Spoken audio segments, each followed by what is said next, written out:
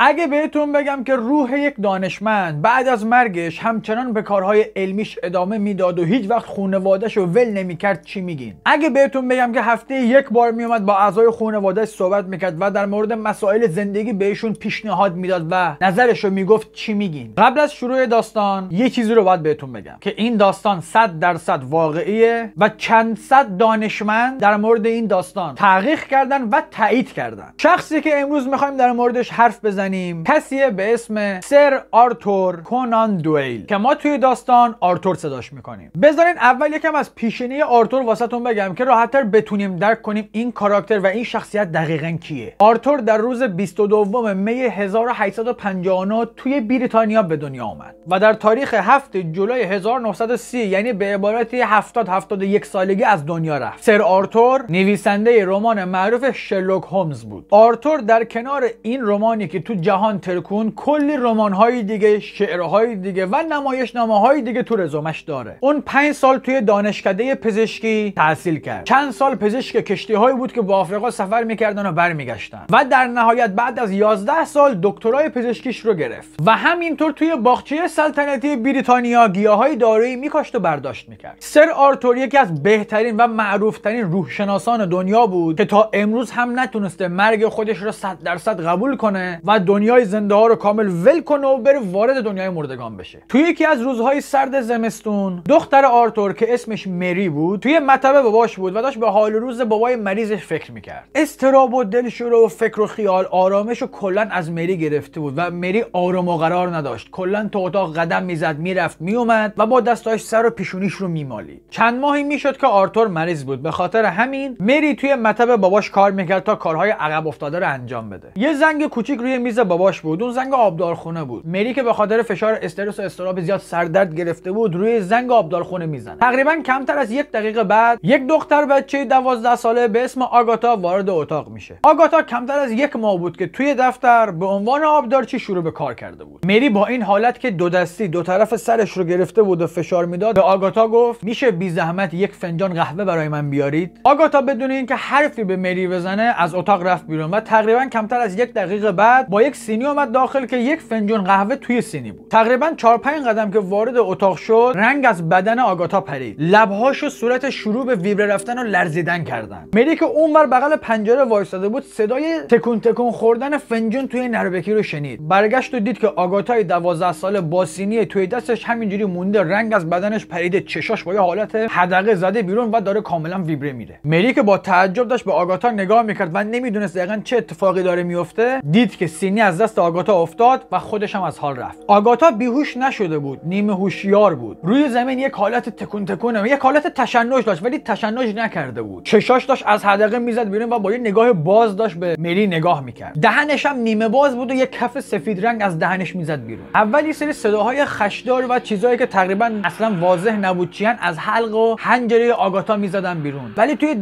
10-15 ثانیه کم کم صدا شفاف شد و مری که دو زانو بالا سر بچه نشسته بود چیزی که میدید و میشنید رو نمیتونست باور کنه. اون صدای باباش بود. به عبارتی روح آرتور بدن آگاتا رو تسخیر کرد واسه اینکه میخواست با دخترش صحبت کنه. اینکه آرتور به دخترش چی گفت رو ما از دهن مری میشنویم. مری گفت که بابام با یک صدای کاملا غمگین بهم خبر داد که 3 دقیقه پیش توی بیمارستان مرده و از صداش معلوم بود که ناراحت بود و افسوس میخورد که این دنیا رو باید ول کنه و بره. این خبر که روح آرتور وارد بدن آگاتای 12 ساله شده با دخترش صحبت کرد مثل بمب توی انگلستان ترکید و 99% دانشمندا و محققین میگفتن که این یا یک توهم بوده یا یک خیال نزدیک به واقعیت بوده یا اینکه مری داره اینها رو برای جلب توجه از خودش در میاره. ولی اتفاقهایی که بعدن افتاد باعث شد تمام اون دانشمندها و محققا حرفاشون رو پس بگیرن و این واقعیتی که براشون عجیب بود رو قبول کنن. 1 ماه بعد از مرگ روح آرتور وارد بدن زنی به اسم آن سیمونز شد و از طریق ارتباط ذهنی با صدای خودش به زن گفت میخواد یک نامه برای همسرش و خانواده‌اش بنویسه. آن سیمونز زنی بود که اصلا به جهان بعد از مرگ یا آخرت یا کلا روح و اینا اعتقاد نداشت و فکر میکرد که بعد از مرگ خاموشی کامله. واسه همین کلا تو شوک رفته بود و ترسیده بود و با همون حالت ترس به روح آرتور گفت میشه به من یک نشونه‌ای بدی که من واقعا باور کنم که تو یک روحی و داری با من این صحبت رو میکنی یا به عبارتی من قبول کنم که توهم نزدم. و در جواب این رو شنید: من روح سر آرتور هستم، بهترین بنابراین علائمی که میتونم بهت بدم تا حرف من رو باور کنی مشخصات دقیق اعضای خانوادمه و دستهای تو در اختیار من قرار میگیره تا نامه‌ای که میخوام رو به همسر غمگینم بنویسم تا از غم و ناراحتی درش بیارم. آن سیمونز بدنش از ترس یخ کرد و خیس عرق شد. اون داشت با چشمای خودش میدید بدون اینکه هیچ قدرتی داشته باشه دستهای خودش دارن کاغذ خودکار برمیدارن و شروع به نوشتن میکنن و اصلا نمیتونست با این قضیه بجنگه، هیچ کاری نمیتونست بکنه. بعد از اینکه نامه کاملا نوشته شد دستهای سیمونز به بدن خودش برگشتن و قدرت این رو داشت که دوباره هدایتشون کنه. آن سیمونز تقریبا تو شوک بود، نمیدونست دقیقاً چه اتفاقی داره میفته، یا بهتره بگم نمیتونست باور کنه. نامه رو برداشت و شروع کرد بخوندن. دست خطی که توی نامه بود اصلا دست خط آن سیمونز نبود و واسش جالب بود چطور بدون اینکه هیچ تعادل و کنترلی روی دستش داشته باشه این نامه نوشته شده. بعد از پایان نامه روح آرتور چند نکته بهش گفت. آرتور داشت واسه سیمونز توضیح میداد که همسر من دقیقاً کجا زندگی میکنه، شماره ما توی دفترچه تلفن ها نیست و من شماره دقیقمون رو به تو میدم، آدرسمون رو به تو میدم، اینکه از کدوم جاده باید بری، به نگهبان چی باید بگی که اجازه بده تو رد بشی و همه اطلاعاتی که آرتور داده بود کاملا و 100% دقیق بود. و آن سیمونز هم به حرف آرتور گوش کرد، رفت و همسر آرتور رو پیدا کرد و داستان رو براش توضیح داد و این نامه رو به زن آرتور داد. کارشناسای تشخیص هویت و دانشمندا بعداً روی این نامه تحقیقات خیلی زیادی انجام دادن و اثبات کردن که این نامه واقعا نامه آرتوره و دلیل اصلی که این رو تایید میکرد این بود که یک،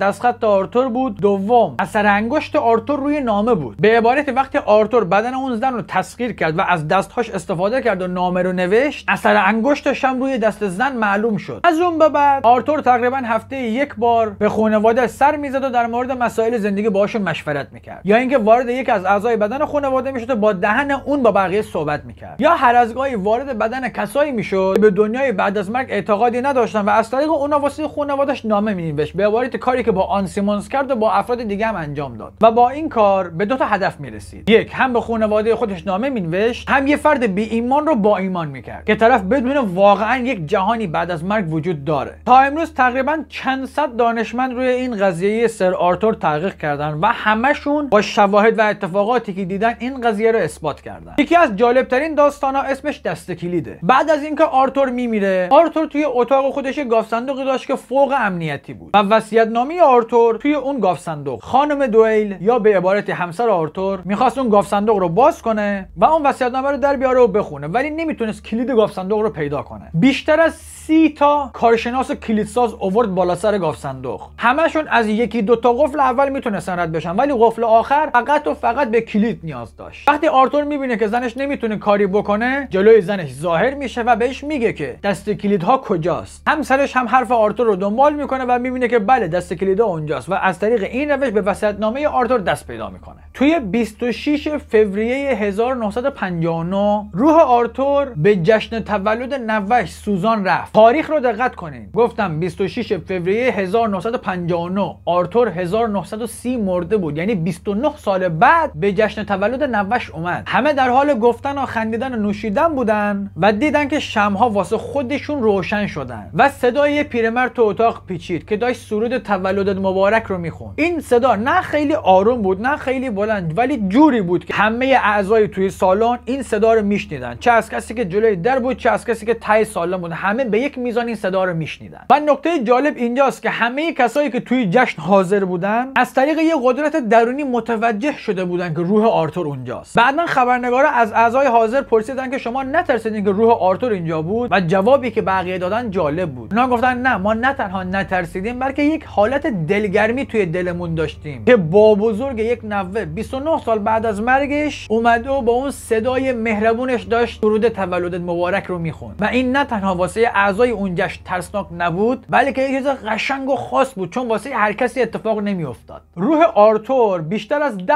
بار جلوی پسرش ظاهر شد و نصیحتش میکرد. پسرش میگفت که هر بار بخوام یه کار عجولانه‌ای بکنم مثل همون دوره‌ای که خدا بیامرز زنده بود سرزده میاد جلوم و نصیحتم میکنه. به عنوان مثال وقتی آخرین بار میخواستم وارد مسابقات اتومبیل رانی بشم. جلوم ظاهر شد و گفت تو حتی نمیتونی جاده صاف رانندگی کنی، این کار احمقانه رو نکن، خودتو به کشتن میدی. و اینجوری بود که من حرف بابامو گوش کردم رو منصرف شدم. علم روح شناسی امروز تمام پیشرفت هایی که توی این یک قرنی که داشته رو مدیون آرتوره، چون اولین انسانی بود که بعد از مرگ با دنیای زنده ها ارتباط برقرار کرد و از همه مهمتر اون ارتباط رو برای چندین سال نگه داشت و ثابت کرد که بازم میتونه ارتباط برقرار کنه و این یه اتفاق نبود. آرتور اولین انسانی بود که وقتی مرد از دنیای مرده ها با دنیای زنده ها ارتباط برقرار کرد. ولی این وسط یک کسی هم هست که اولین انسان زنده بود که با روح آرتور ارتباط برقرار کرد، یعنی به عبارتی آرتور رو احضار کرد و اون زنی بود به اسم گرترود آر اشمیدلر. خانم آر یکی از معروف ترین احضار کننده های دنیا بود و اولین کسی بود که تونست آرتور رو احضار کنه. خانم آر جلوی تقریبا 10-15 نفر از دانشمندهای روح شناسی روح آرتور رو احضار کرد و ازش در مورد اینکه وقتی مردی چه حسی داشتی، چیا دیدی، کلی سوال پرسید و روح آرتور به تمام سوالات جواب داد. روح آرتور گفت وقتی که کاملا مردم و تونستم از جسمم جدا بشم و تبدیل به یک روح آزاد بشم، روح پدرم و ویلیام دوست قدیمیم رو دیدم. اون دو نفر واسه استقبال از من اومده بودن و میخواستن که من رو با دنیای ارواح و مردگان آشناتر کنن. وقتی اون دو نفر رو دیدم انگار دنیا رو بهم داده بودن. ما سه نفر حس اینو داشتیم که توی یک بیابون بی آب و علف تازه همدیگر رو پیدا کردیم. دنیایی که روبروم میدیدم فرق خیلی زیادی با دنیای زنده ها نداشت، ولی کمی بعد متوجه شدم که این عالم خیلی بهتر و قشنگتر از اون عالمیه که بهش تعلق داشتم. البته فکر نکنین که توی دنیای ما مردم بدبخت و تیر روز وجود نداره، بلکه به مراتب بیشتر از دنیای زنده ها وجود داره. به رفیقم ویلیام و پدرم نگاه کردم، هر دوتای اونا لباسی تنشون بود که با همون لباس از دنیا رفته بودن. به خودم نگاه کردم، دیدم منم لباس بیمارستان تنمه، بدون اینکه یکی از روح‌های دیگه با حالت تمسخر یا یک چیز دیگه‌ای بهم نگاه کنه، خودمو مات و مبهوت توی یک جهان آبی رنگ دیدم و فقط داشتم به دور و برم نگاه می‌کردم و متوجه شدم که جهان ما و شما تفاوت‌های خیلی زیادی ندارن، ولی با این فرق که توی جهان ما شب و روز وجود نداشت و همیشه هوا روز بود. گاهی دلم واسه فصل‌های دیگه تنگ میشه. میتونیم باور کنین که ما اینجا فقط یک فصل داریم، اونم فصل گرما. روز واسمون معنی نداره. از وقتی مردیم تا الان یک روز بوده و این روز تا ابد ادامه داره، ولی گذشت روز و ماه و سال رو از روز و ماه زمین میتونیم بفهمیم که چند سال گذشته. اونجوری که فکر میکنین دنیای ما از دنیای شما دور نیست. هر وقت اراده کنیم میتونیم بین شماها قدم بزنیم، ولی فرقش اینه که ما همه چیز شماها رو میبینیم، ولی شما اصلا روحتون خبر نداره که ما از بغل شما داریم رد میشیم. اینجا به آزادی مطلق رسیدیم و از اینکه مردیم راضی و خوشحالیم. حالا بدون هیچ مشکل و تعارفی میتونم توی تمام جلسات روحشناسی شرکت کنم و به حرفای شما گوش بدم و در کل اگه سوالی دارین خوشحال میشم که بهتون جواب بدم. من به زندگی ایدئالم رسیدم و خوشحالم که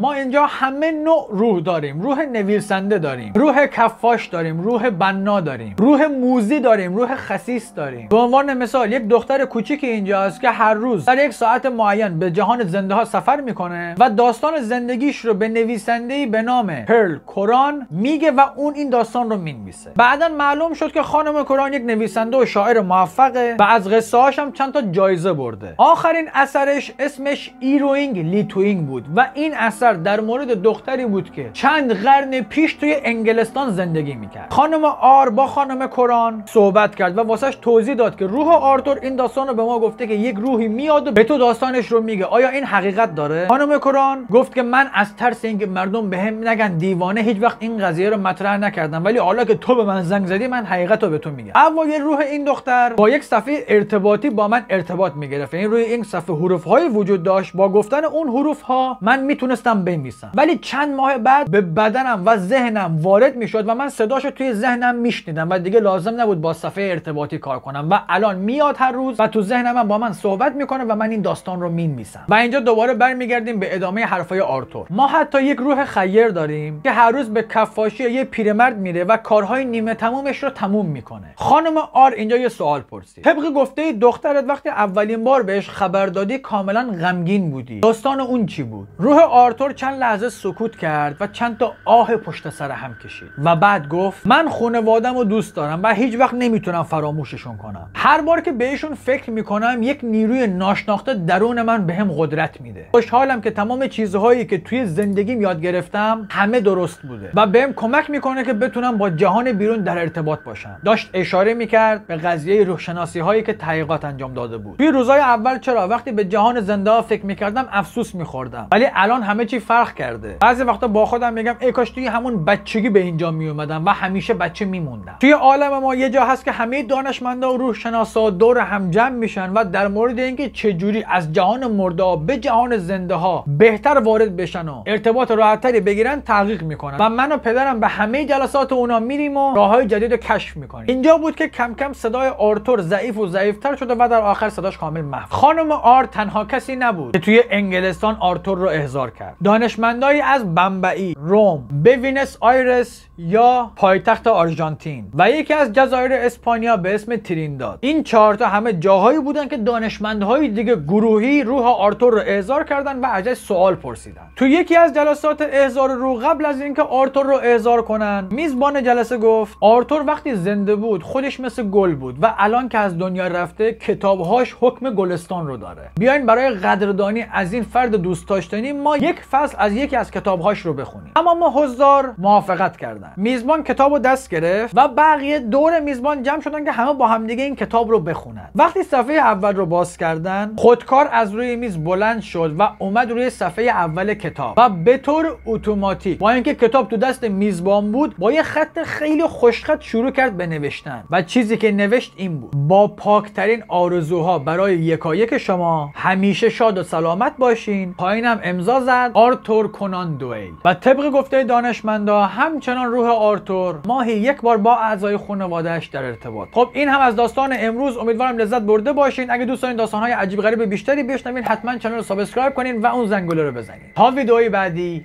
بدرود.